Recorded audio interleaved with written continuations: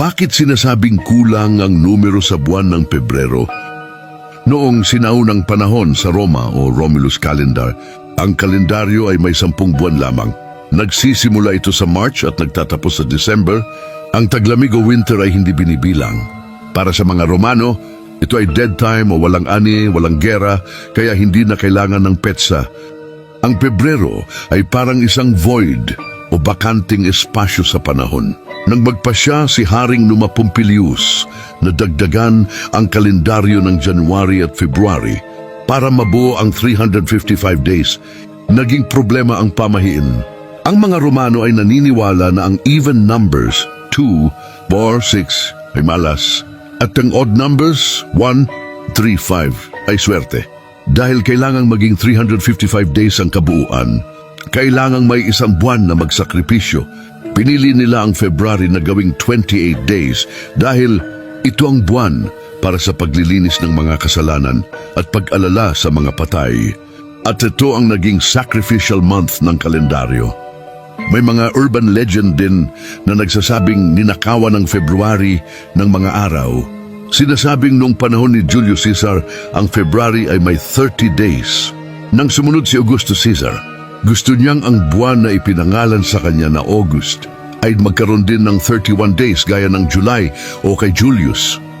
Dahil ang pag-ikot ng mundo sa araw ay hindi sakto na 365.25 days, ang February ang nagsisilbing reset button. Tuwing 4 na taon, nagdadagdag tayo ng February 29 para sa mga paranormal researchers. Ang February 29 ay itinuturing na isang day out of time. Isang araw na hindi dapat nag-e-exist pero kailangang ilagay para hindi magulo ang ating kalendaryo. Sinasabing sa araw na ito, mas manipis ang harang sa pagitan ng ating mundo at ng iba pang dimensyon. Dahil ang Pebrero ang buwan ng paglilinis at pag-alala sa nakaraan o February, sinasabing ang mga taong ipinanganak dito ay mga old souls. Sila raw ay mas malalim mag-isip, seryoso sa buhay, at tila may dalang karunungan mula sa nakaraang panahon. Sila ang mga taong madalas sabihang mature para sa kanilang edad. Dahil ang Pebrero ay isang glitch sa kalendaryo, ang mga taong ipinanganak dito ay sinasabing hindi sumusunod sa uso. Sila ay madalas na orihinal, kakaiba ang estilo at may sariling mundo. Ang mga taong ito ay komportable ring maging mag-isa o maging iba sa karamihan. Ang mga ipinanganak sa February 29 ang pinakamisteryoso sa lahat.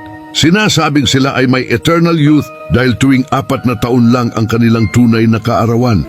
Sa mga usapang paranormal, may mga paniniwala na ang mga leaplings ay may espesyal na koneksyon sa ibang dimensyon o may kakayahang makaramdam ng mga bagay na hindi nakikita ng ordinaryong tao.